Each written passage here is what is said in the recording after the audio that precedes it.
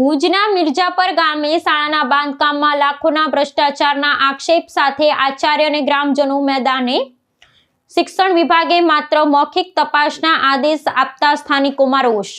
કચ્છના ભુજ તાલુકાના મિર્જાપર ગામે નિર્માણાધીન શાળાના મકાનમાં હલકી ગુણવત્તાના મટીરીયલનો ઉપયોગ થયો હોવાની અને લાખો રૂપિયાનો ભ્રષ્ટાચાર આચરવામાં આવ્યો હોવાની ગંભીર ફરિયાદો ઉઠી છે। બાળકોના ઉજ્જવળ ભવિષ્ય માટે બનાવવામાં આવી રહેલી આ શાળાનું બાંધકામ અત્યંત નબળું હોવાના આક્ષેપ સાથે શાળાના આચાર્ય અને જાગૃત નાગરિકોએ ઉગ્ર વિરોધ નોંધાવ્યો છે। વિકાસના મોટા દાવાઓ વચ્ચે શિક્ષણના ધામ સમાન શાળાના નિર્માણમાં જ ગેરરીતિ જણાતા સમગ્ર પંથકમાં રોષની લાગણી ફેલાઈ છે। આ પ્રકરણમાં એક રાજકીય વિડંબના પણ સામે આવી છે। સ્થાનિકોના જણાવ્યા અનુસાર થોડા સમય પૂર્વે જ્યારે આ બાંધકામ શરૂ થયું હતું ત્યારે સ્થાનિક ધારાસભ્યએ સ્વયં સ્થળ મુલાકાત લઈ કામગીરીમાં ભ્રષ્ટાચાર થતો હોવાનું સ્વીકાર્યું હતું।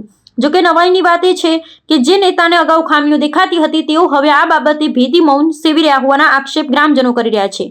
ભ્રષ્ટાચારની કમર તોડવાના સૂત્રો સામે મજબૂત શાળાની માંગ સાથે ગ્રામજનોએ અવાજ બુલંદ કર્યો છે, પરંતુ તંત્ર દ્વારા હજુ સુધી કોઈ નક્કર પગલાં લેવામાં આવ્યા નથી। આ ગંભીર બેદરકારી અંગે શિક્ષણ વિભાગનું વલણ પણ ઉદાસીન જણાઈ રહ્યું છે। શાળાના આચાર્ય અને ગ્રામજનોની વારંવાર રજૂઆતો છતાં તંત્ર દ્વારા માત્ર મૌખિક તપાસના આદેશો આપીને સંતોષ માનવામાં આવ્યો છે। સ્થાનિક શિક્ષણ અધિકારી દ્વારા મૌખિક સૂચનાઓ અપાઈ હોવાનું જાણવા મળ્યું છે, પરંતુ લેખિત ને તટસ્થ તપાસના અભાવે ભ્રષ્ટાચારીઓને મોકળું મેદાન મળી રહી હોવાની ભીતિ સેવાઈ રહી છે।